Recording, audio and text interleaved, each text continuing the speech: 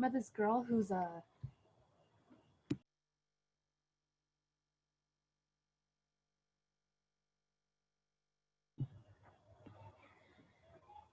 Alrighty, it is 7 p.m.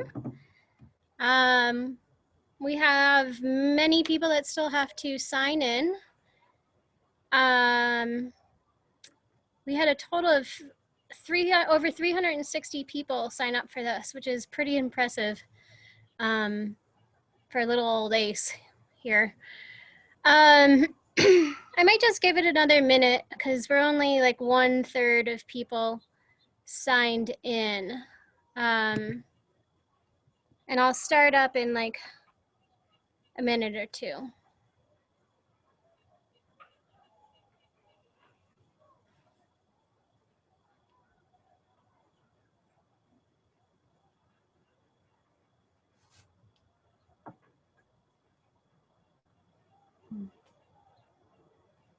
It's recording.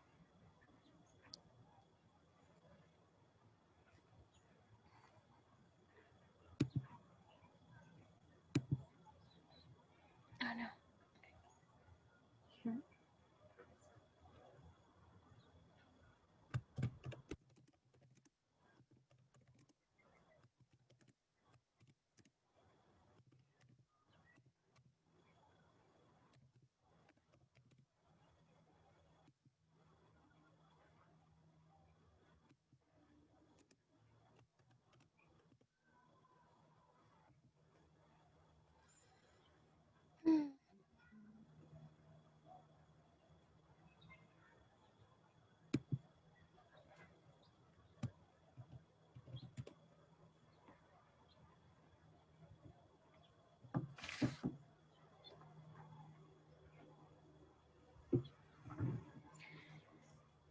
Alrighty, we're gonna get started here. For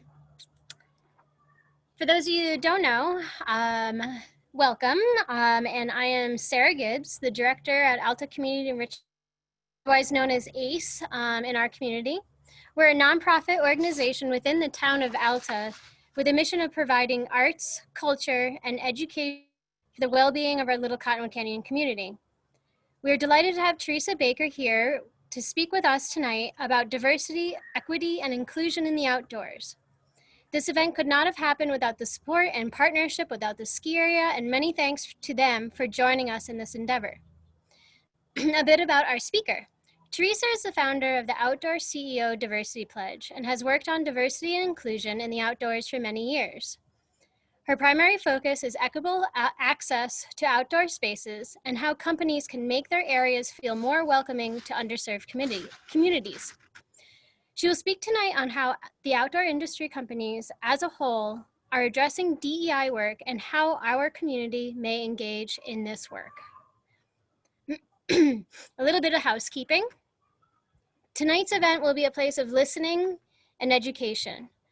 Tonight will be a place where everyone is respectfully heard, a place of positivity and forward movement. Everyone will be muted for this event, but you can post any questions you have in the chat. Teresa will address as many questions as possible after her presentation. I want to reiterate that the chat is a place for questions and a place of respect and positivity. Before we start, I do want to acknowledge and know that people are being heard on the issue of Alta Ski Area not allowing snowboarders. I have been snowboarding for 28 years. I've worked in Alta for 20 years. I also lived in Alta for 10. I can completely understand and empathize with anyone's harsh feelings and not being able to snowboard at Alta Ski Area. We acknowledge that Alta Ski Area made a business decision many years ago not to allow snowboarding, and also acknowledge that people feel that this is an exclusion of a community. Tonight is not the moment to address that subject. Tonight is a night to be educated on how the ski industry as a whole is doing diversity, equity, and inclusion work, and how we can become involved in the community, business, and personal level. Brandon Ott from Alta Ski Area wants to say a little bit. Go ahead, Brandon. I see you got it. Hi, Sarah. Hello, all. Those of you that I've not met, my name is Brandon Ott. I'm the marketing director at Alta Ski Area. And just wanted to say a huge thanks to Sarah and Ace for being the catalyst and bringing together tonight's conversation, and also bringing back Teresa to the Alta community.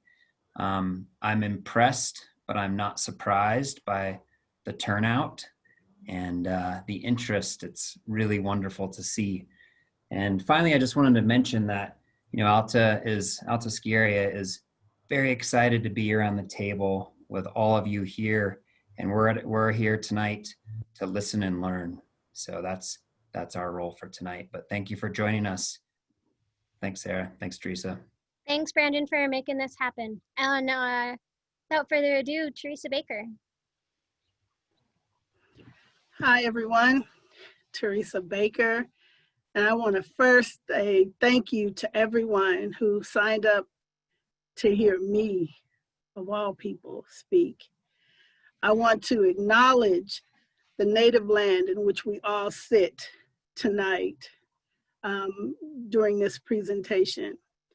I also want to acknowledge all the firefighters across California, Oregon, and elsewhere who are kicking ass right now on these fires.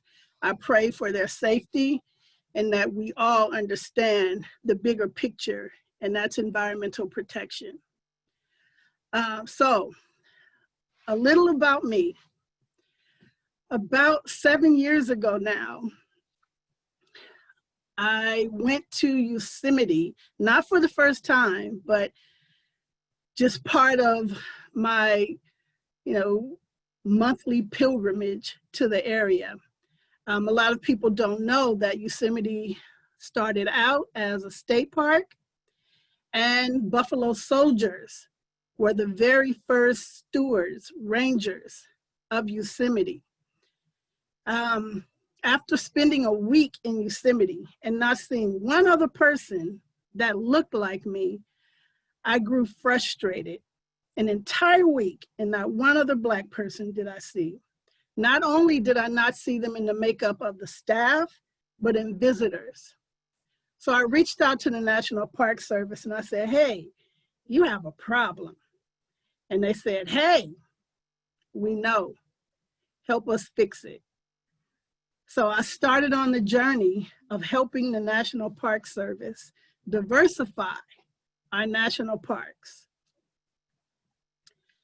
It was a long, hard fight. It continues to be.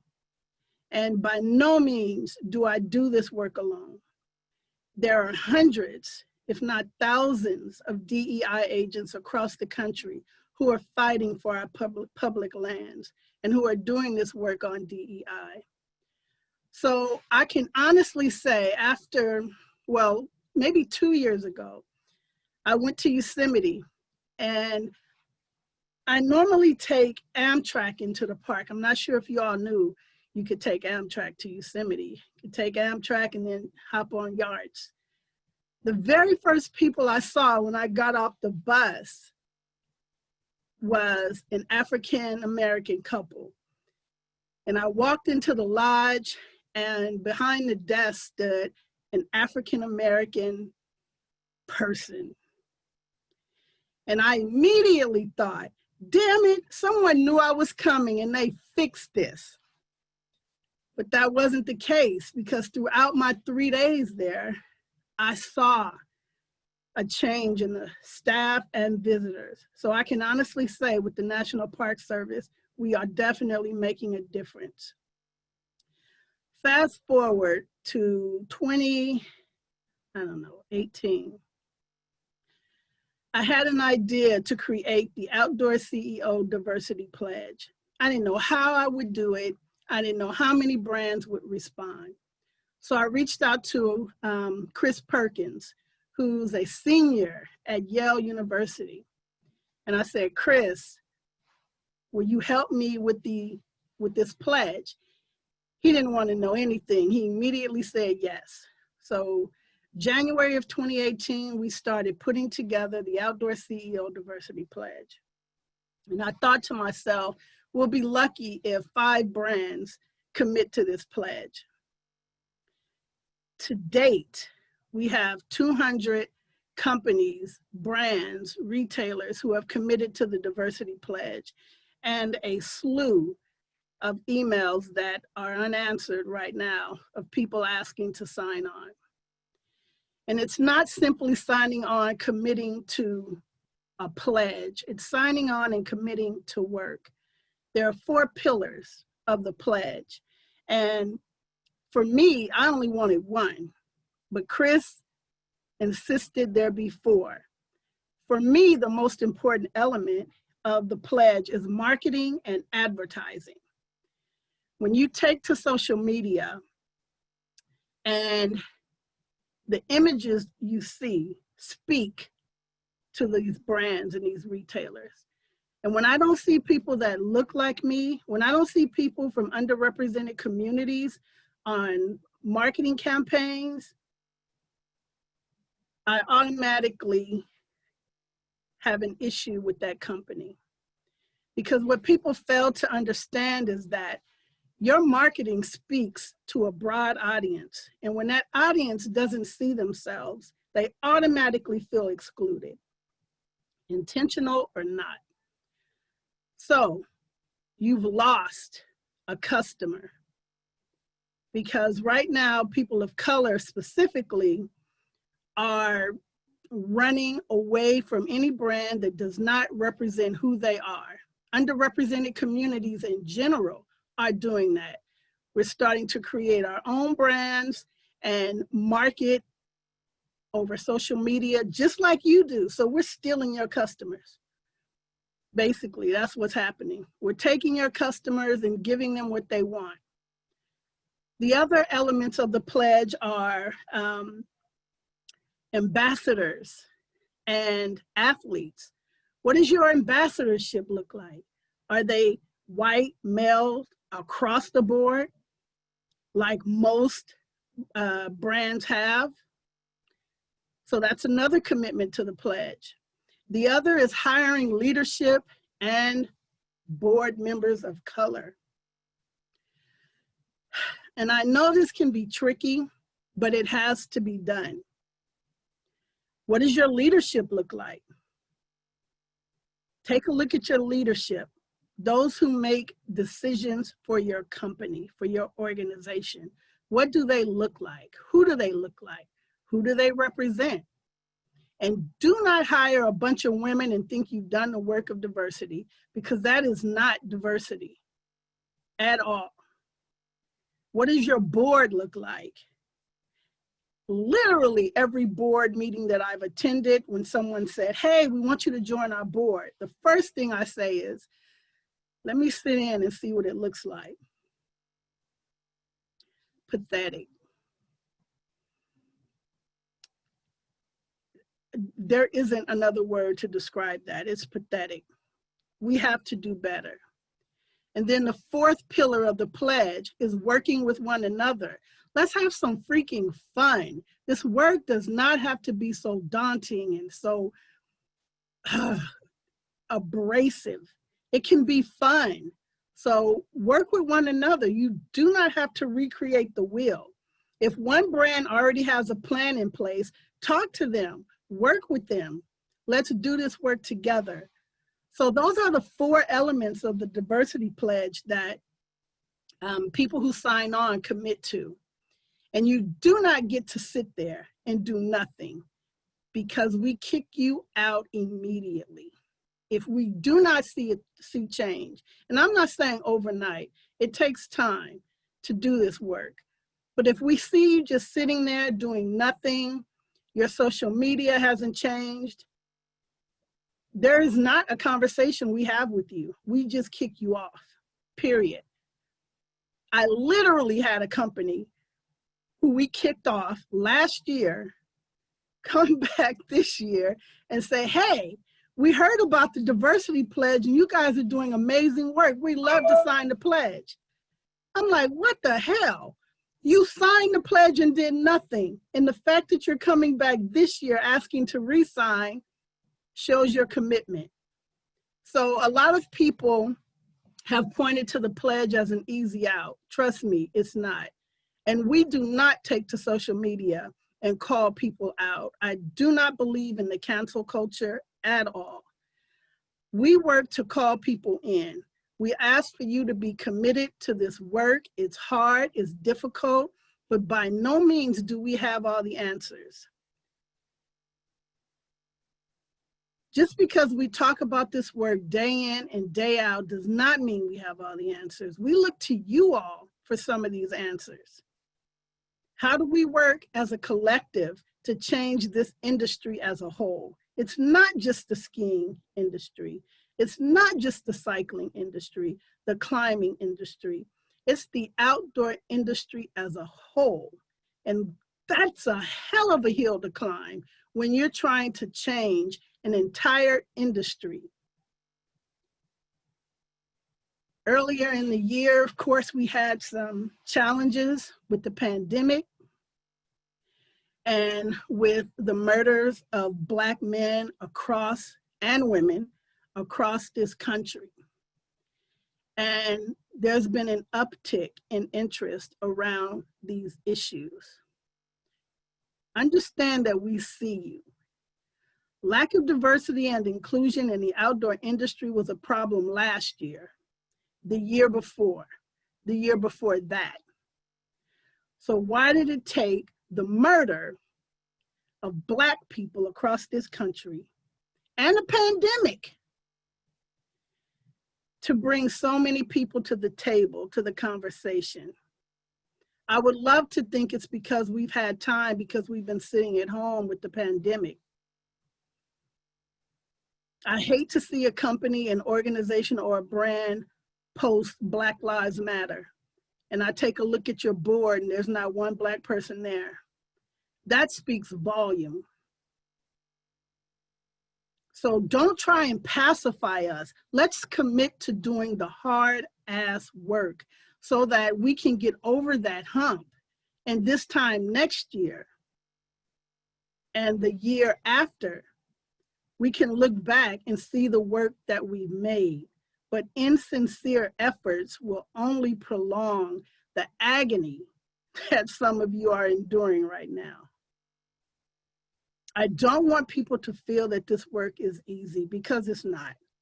It's hard ass work because you're changing a system. You're changing an entire system that for years has grown comfortable in the position that it found itself in earlier this year. It's just comfortable. That's what we have to change. We have to help people grow comfortable with being uncomfortable and do the work anyway. I want to make sure that the generations that come after us don't have to deal with this. I want to make sure that young people who are taking to social media and thinking to themselves, I want to be a designer for a ski company or a cycling company. I want kids who say, or a young girl to say, I want to be a CEO. I want to be the first African-American CEO of this brand. And that brand has never had an African-American woman as a CEO before. I want that young girl to say, I can do that, because she sees herself represented in your marketing and your advertising. That's why it's vital. That's why it's important that you start to reach, I never intentionally reached out to before. This work has to be intentional. It can't be accidental. It has to be intentional. So when you're considering, who do we put on the cover of our magazine next month? You automatically start to think, is there a person of color that's a kick-ass skier or snowboarder or cyclist or a climber or hiker? Can we work with them to get them on the cover? And do not feel the need to tell the story behind why you did it. You don't look to tell the story of why you put yet another white guy on the cover. You just do it.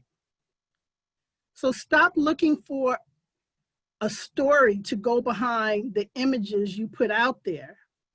Just do it. And I'm not saying just, find some person that's has 100,000 social media following and they know absolutely nothing about skiing. There are people of color that engage in these sports all day, every day, but you don't see them. And that's intentional. So you have to seek out these people, be intentional, harass them over social media, find out who they are, talk to them. We're waiting for you to reach out. Don't reach out to me because I don't know a damn thing about skiing, but there are some people that do, and they're waiting for you to reach out to them.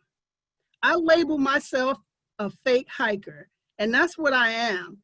I do really well at pretending to know what I do when I'm out hiking. I do that better than anybody I know. But I'm out there. And part of the reason I do it is to keep getting these images out there. So when you Google diversity in the outdoors, you'll see these amazing images of people who are outdoors every day doing amazing things. The people who are buying your gear are not these paid ambassadors who climb Mount Everest or El Cap, because they get gear for free. It's the everyday weekend hiker, climber, swimmer, whatever, that's buying your gear. So you should be catering to them. Find some of your social media influencers through these communities. Stop looking for the amazing athlete because they are far and few between, but they're out there. There's an all African-American crew that climbed Mount Denali, all African-American crew. Climbed Mount Denali. There are groups out there like Latino Outdoors, like Latinx hikers, Outdoor Afro, Black Outside, doing amazing work in the outdoors. And we need to make sure that we are including them in our advertisement. For me, this work is easy, but I don't work for a brand to show them how to do it. I work with brands and we hold trainings to help get the message across. But you guys have people sitting around tables every week for meetings. Make sure that some of those people sitting around that table for these meetings look like me. Make sure you're hearing them. Make sure you're including their voices in how you move forward around this work. I also want to set aside some time to answer some of your questions. I don't want to continue to put out information that's of no interest to you. I don't want to talk about oranges. When you hate oranges, you want to talk about apples. So I want to hear from you. What are some of your concerns?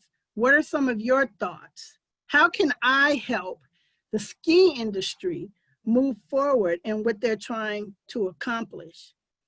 Again, I don't have all the answers, but I can certainly add to the conversation and bring people to the table that have the answers that you seek. So I, of course, have other things that I can discuss, but I'd love to hear from some of you. So if you do have a question, let's just type it in the chat so we don't have too many people. Oh, here we go. We got some questions. Hold on. And I can read them to you. Okay. I'm having a hard time scrolling. Sorry. Thank you for speaking today. You have several people here in an outdoor industry MBA program, and we are in process of creating a workshop to publish a code of ethics for diversity and inclusion in the outdoor community. Do you have any suggestions? Hurry up and get it out there. Thank you for doing that.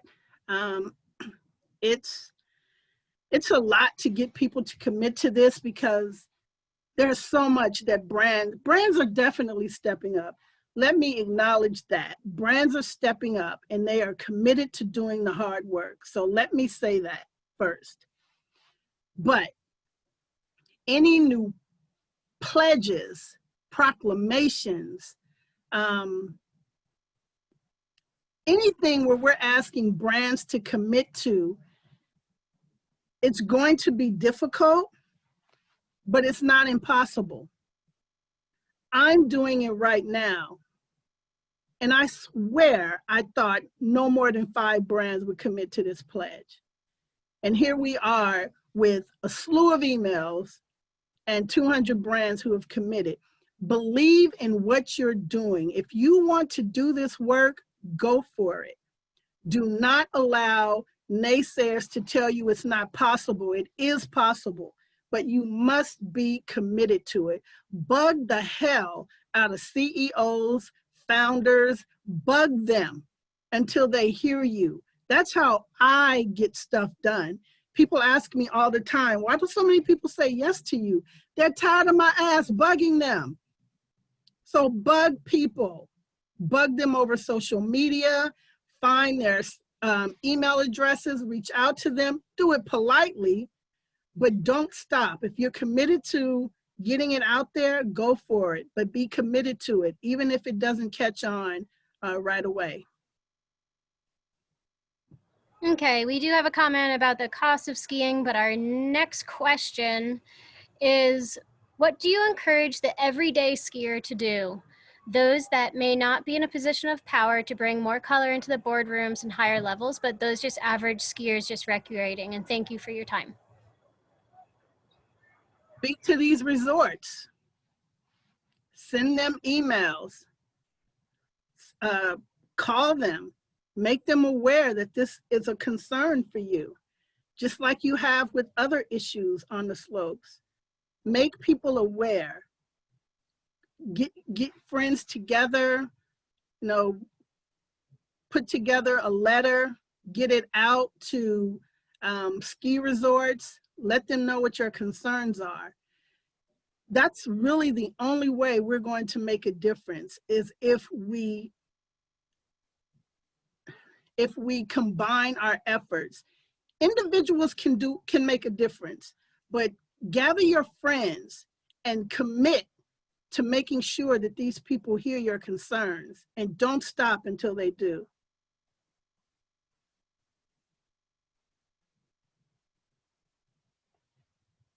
Okay. Besides marketing, how would you recruit people of color to come work at a ski area? I've often been told that it's hard to find us. There are organizations out there, DEL, Diverse Environmental Leaders, DEL. People from across the country, people of color from across the country, scientists, founders of individual companies sit on the leadership board. And they're waiting to make contact with you all. Dr. Carolyn Finney, who's now in Vermont, speaks about this all the time. There's a tab on insolidarityproject.com that lists people of color who are doing this work, who are outdoor advocates. We're out there. Simple. Google diversity in the outdoors. You can find us. We're here. We're waiting for you to reach out to us, because we reach out to you and never hear back. So take to social media and look up some of these affinity groups that are forming every day.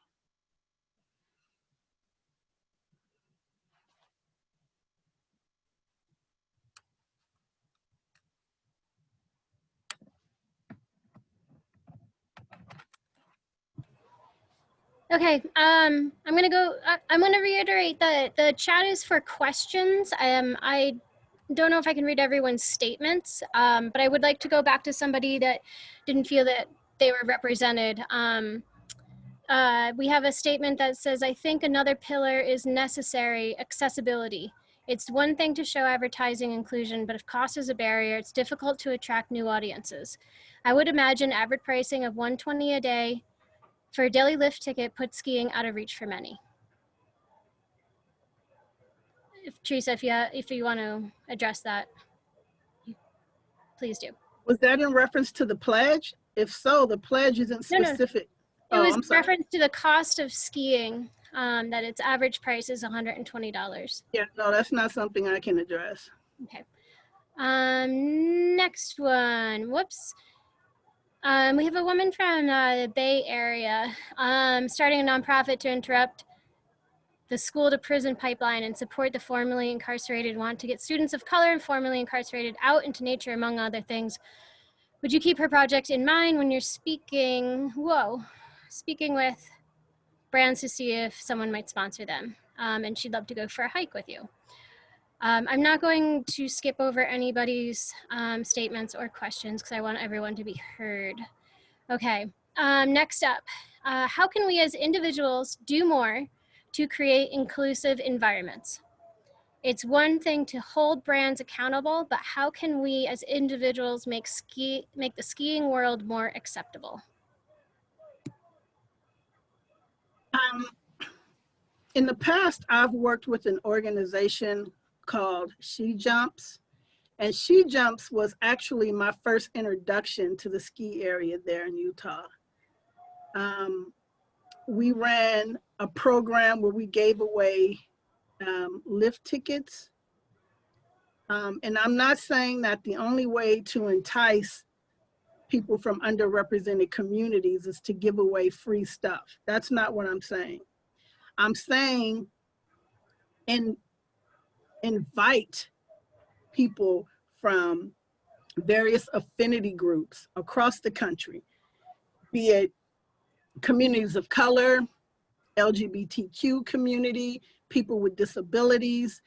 Invite these affinity groups to your area to ski with you, to talk with you about what can you do to help them feel more comfortable in these settings.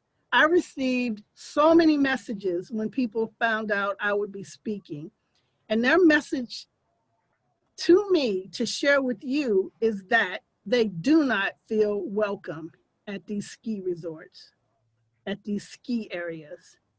They do not feel welcome because they do not see themselves. So the only way we can change that is by making sure it's a welcoming environment. And I'm not saying put up a banner.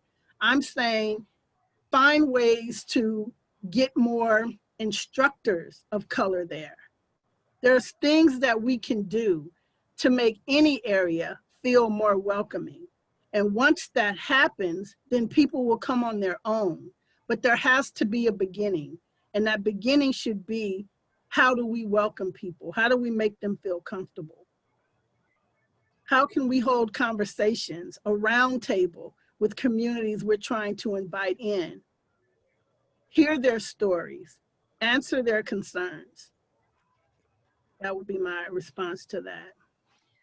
Randomly enough, our next statement in the chat is from Claire Smallwood from She Jumps, which is odd timing.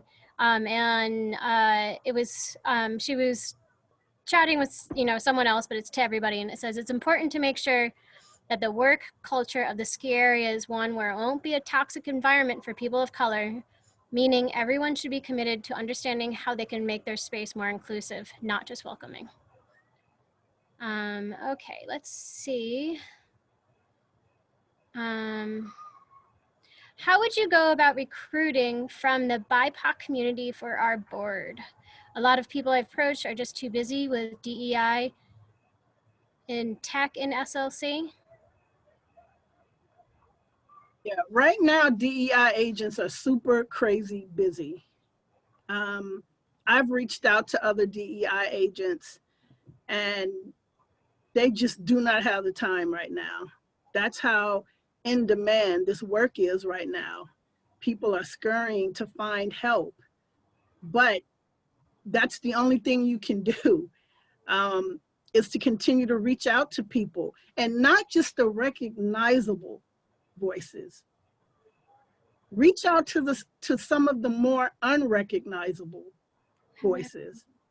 They're just as equipped to speak to these issues. Reach out to organizations like Latino Outdoors, and not just ask for the founder to speak or Jose Gonzalez to speak. They have leaders across the country that can speak to these issues. So reach out, versus reaching out to individuals, reach out to some of these organizations, these affinity groups that are doing the work. And more than likely, they'll have someone available to speak to you.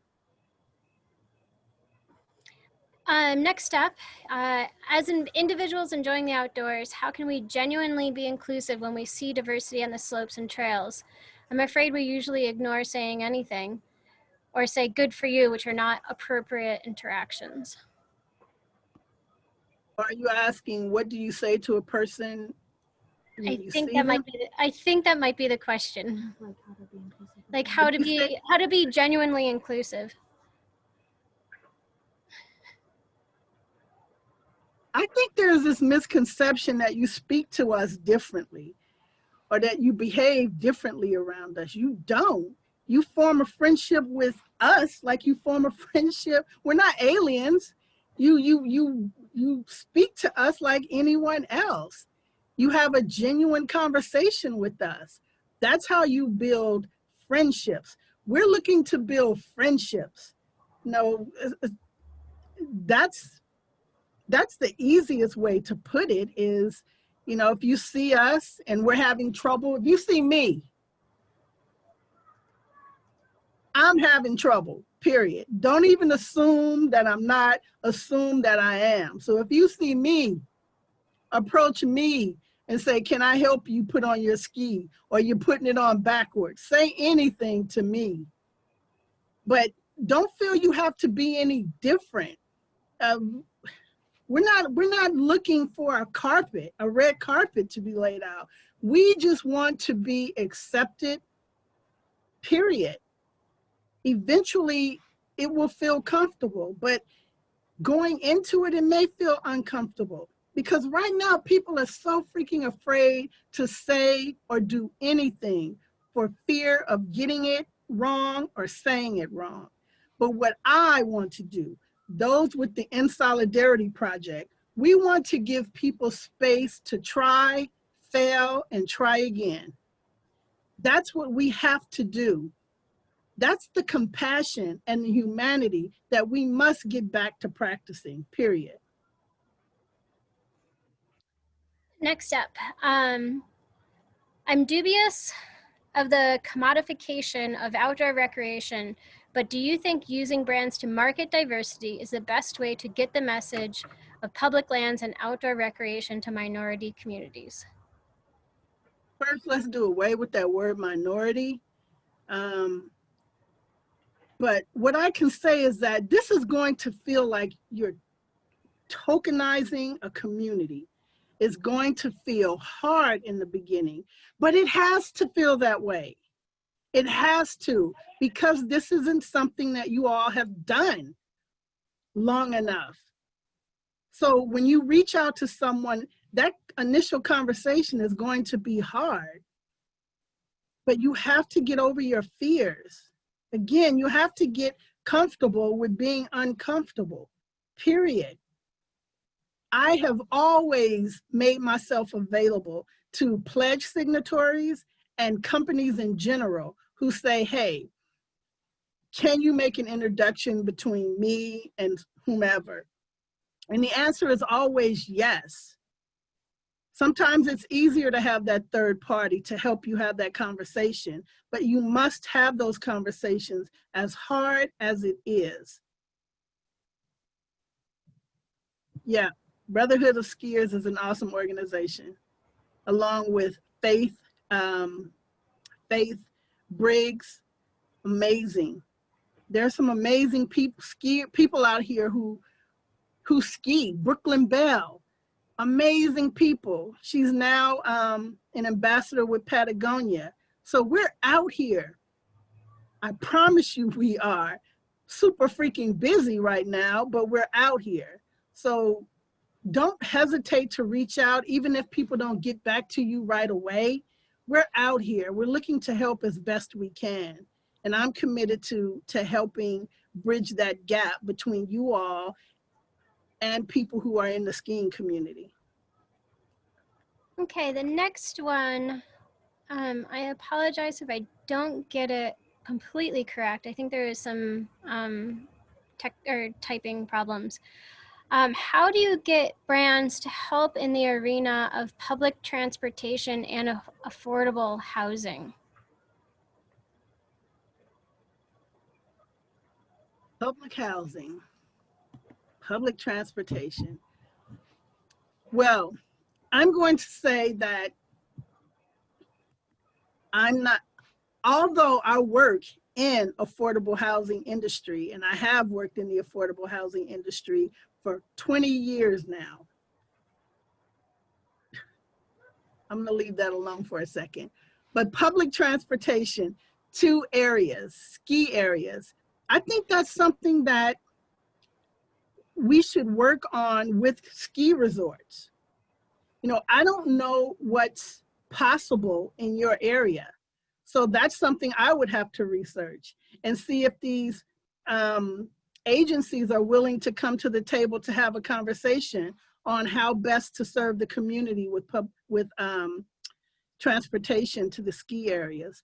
That's not something I can answer right here, but I'm definitely open to better understanding what some of the problems are. Next up, I am financially privileged and still struggle immensely with the cost. Equipment has always been expensive, but there are ways to bring that down, e.g. secondhand equipment. The prices of daily tickets have skyrocketed at every major mountain across the country. How do we stop this trend from destroying any effort to bring new people, especially those who are unable or unwilling to spend that much money, into the skiing community? Again, I think that's a conversation that needs to be held with the ski resorts to see what can be done. I'm not going to sit here and say that's on a ski resort to resolve. I think it's part of their responsibility to have these conversations with the larger community as to how we can make skiing more affordable. But again, I think it's bringing people together to have that conversation. We can't call people out without first attempting to have conversations with them. So I think that's the best answer to that is, are these individuals, community and the resorts, willing to come together to talk about this? I would ask that, I would address that with them. In the chat, there is a woman that is doing a survey to help build a code of ethics in the outdoor community, and you can find her email in there. Okay. Can you, this one might be a little repetitive, but, oh, darn it, sorry. Can you comment on how transportation is involved with outdoor recreation and inclusivity, if at all? The Little Cottonwood Canyon is about to undergo possibly major transportation development, and it seems could be another possible obstacle for diversity in the canyon. Yeah, again, bring these agencies together. Make sure they're aware that this is a concern, and ask that they address it. You know, as individuals, we have power. We must come together as a collective and make sure some of these planning committees and commissions are aware of our concerns. So if transportation is one of those concerns, reach out to them. I keep saying reach out to people because that's the only way we're going to get our answers. It's the only way I've gotten some of my answers, is by continuously bugging the hell out of people until they could no longer ignore me. So I would suggest you all do that as well. Within the National Park Service, did you find additional hurdles or hoops to jump through due to the bureaucracy? As an employee of a state agency, our leaders are very hesitant and very slow moving to make many changes to diversify our organization or reach out to new audiences. The added hurdles are frustrating. Any insight for how to navigate them? It was difficult in the beginning because I was a pain. I know I'm still a pain. I know that, but I had concerns, period. And the concerns were not just with me, they were with a community. Back then, the National Park Service was 83% white, 100-plus-year-old agency, 83% white. The Park Service knew that. You know, they didn't really care for my tactics in the beginning, and over time I learned how to approach them different, but eventually they opened up to me and were willing to work with me. And I'm finding that to be the case with a lot of government agencies. Slow as hell, yes they are, but I'm sincerely seeing progress. That's with the National Park Service, that's with the Forest Service. The BLM is a whole nother animal. I don't even attempt to deal with the BLM, but the Forest Service and the Park Service and state agencies are really open to addressing some of these concerns. It may be slow, but they're definitely willing to work with you. We have another outdoor industry MBA student with a question. Can you speak about your thoughts on toxic gear culture? Toxic gear, in what way? I don't want to assume. So what do you mean by toxic? I don't know. Sydney Elliott, can you put it in the chat and we can go back to that? Okay, what are ways we can educate our employees and what do they need to know and learn?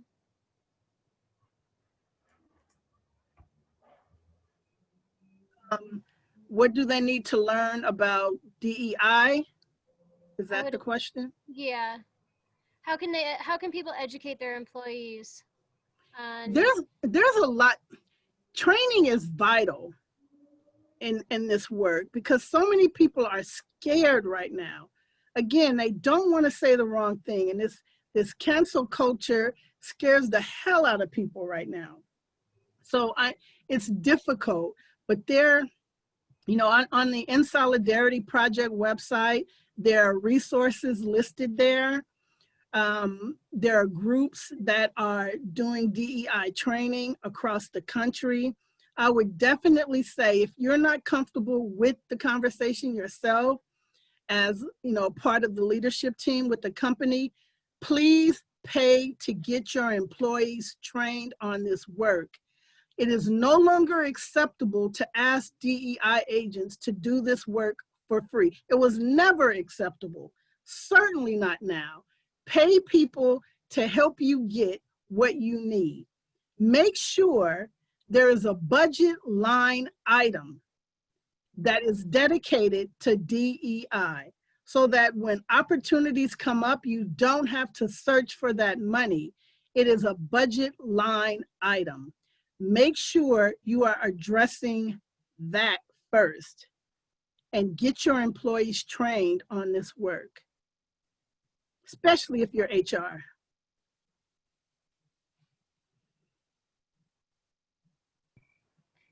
Okay, next up,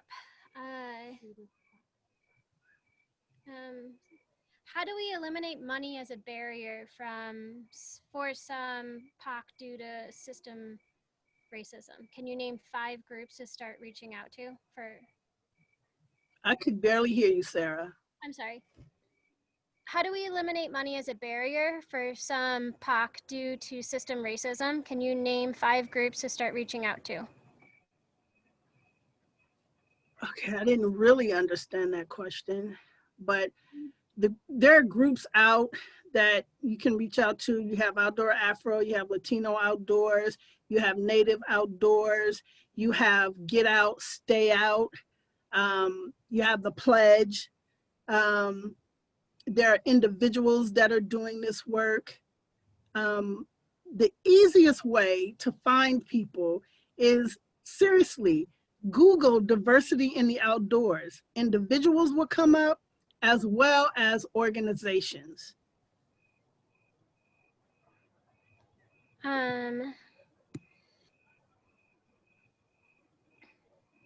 Brothers of Skiing is also a really cool organization to reach out to. Well, that's They have a slew of people. the next comment, it says, can you comment on a group, I believe it's a fraternity or outdoors club that sponsors ski trips. I saw such a group at Brighton a few years ago. I think Brothers of Skiing does that. Yeah, I would check their organization out. And they go to Snowbird every year. Okay. Where in the education timeline of our youth do you think educators can best introduce outdoor activities and the idea of equitable outdoor access? It seems as if this is a topic we all have to come to understand in adulthood. How do we bring youth into this movement? Youth Outside is an organization in the Bay Area that's working to engage young people in the outdoors. Greening Youth Foundation is another organization that's working to engage young people in the outdoors. We most definitely need to start at an early age. There are several schools that do nothing but outdoor education for our young people. I think that's vital. They are the next generation of scientists, environmentalists. We need to make sure they understand the importance of these outdoor spaces and the protection that's needed around them. These fires that are breaking out here on the West Coast, it is absolutely due to climate change. Get mad at me if you want to, but there's no way around that. And we need to make sure our young people are educated on that so that we can start to develop scientists and conservationists and environmentalists who can work to slow, there's no stopping it, but to slow the pace of climate change. Next up, I work for a nonprofit. I've brought DEI issues up to my superiors, and they've avoided taking steps for fear of making a political statement or potentially losing donors and support. What advice would you give to help counter their ideas? Get over themselves. Send me anonymously who they are, and I'll reach out to them. I have people all the time telling me that they want to do this work, but leadership says no. That's not acceptable. It's not acceptable, period. So it's not a matter of asking. We have to start demanding that this happens, period. And if you're afraid or, and I have people that reach out to me saying, can you contact my company? I can't do it for fear of losing my job. Let me know who they are and I will reach out respectfully. And I'm not saying be, mean or nasty. I'm saying this isn't a matter of if, it's a matter of them doing it sooner than later, hopefully. But we must make sure that our companies, our boards reflect what this country is becoming. And that is a nation of people of color, period. There is no reversing that. There is no stopping that. So we must make sure that we are speaking to the culture, the demographic that's coming into being, period. Welcome to your new customer base. That is people of color, period. And if you aren't working with us, we are going to find other avenues to give our money to. Native Outdoors, creating their own gear. I'm working with individuals right now, creating our own gear. So it only makes sense that you start working with us. And again, send me their names, I'll reach out. I've gotten a couple of questions sent privately asking if some businesses in Little Cottonwood have signed the CEO pledge, and I just want to reiterate that what Teresa said, that their emails are is very backed up. I'm not going to bring that situation up because I know that Teresa is very busy and backed up with that. So we have a toxic gear culture. To go back to that one, gear is expensive, has exclusive profiles for those brands, and is not inclusive to all bodies, people, and identities, uses, activities, etc. Gear culture has gotten so niche that it becomes unapproachable and toxic to newcomers. So that's what that toxic gear culture question was about. I believe the question, she just wanted you to address that. Yeah, again, I chose gear companies and brands for a reason to get this diversity pledge out to. And part of that reason is because we need gear when we do these outdoor activities. So I was intentional as to why I chose brands.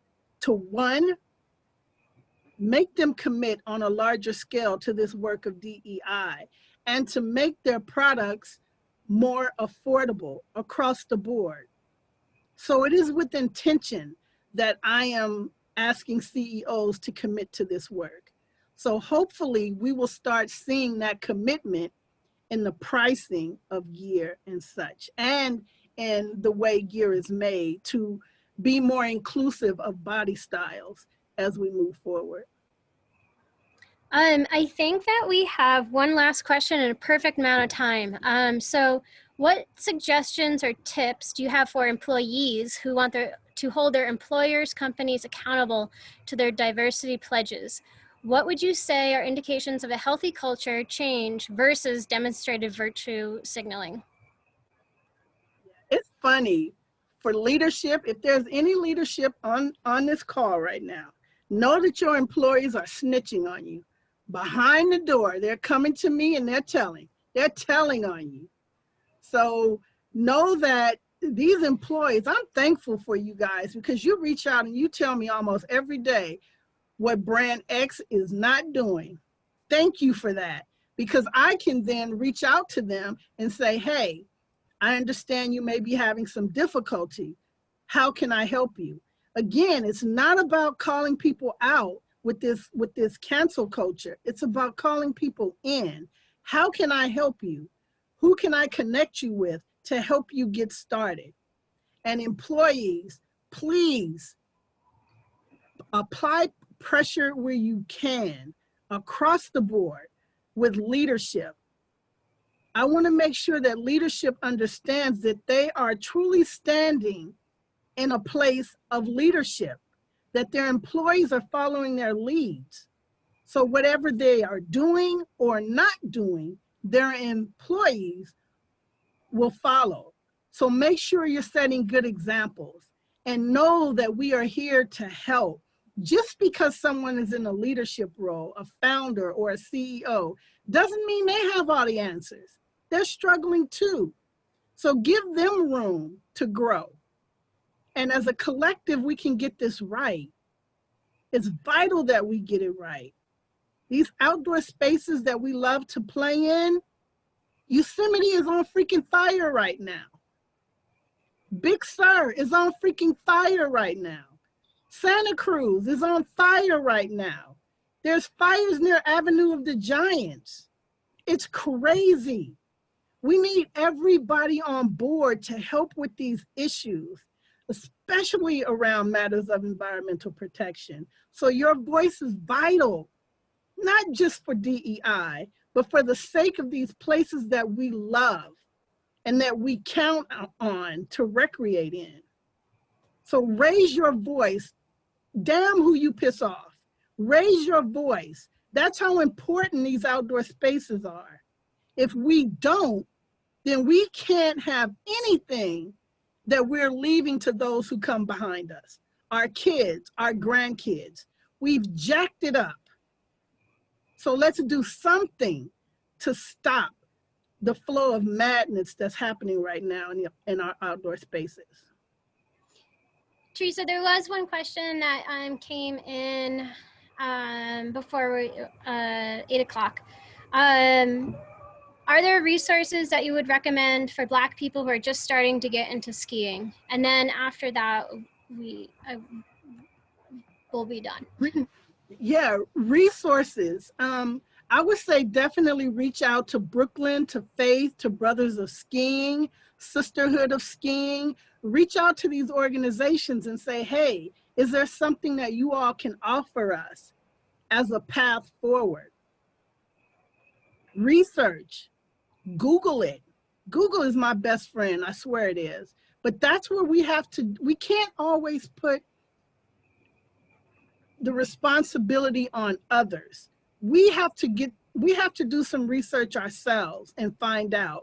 But definitely Brotherhood of Skiing, Sisterhood of Skiing, Faith Briggs, there's films out right now that are speaking to these issues of Black people and skiing. So check some of the films out as well. Teresa, thank you so much for your time. And thanks to Alta Ski Area for helping make this event happen. And I hope everyone enjoyed it. There is a recording and I will send it out tomorrow. Thank you for having me, Sarah. Thank you, Brandon. I appreciate you all for being here. And this is only the beginning. We have work to do. So I guess I'll see you on the slopes. Thank you, Teresa. And if your skis are on backwards, we'll help you out as well. Thanks. Thanks, everyone.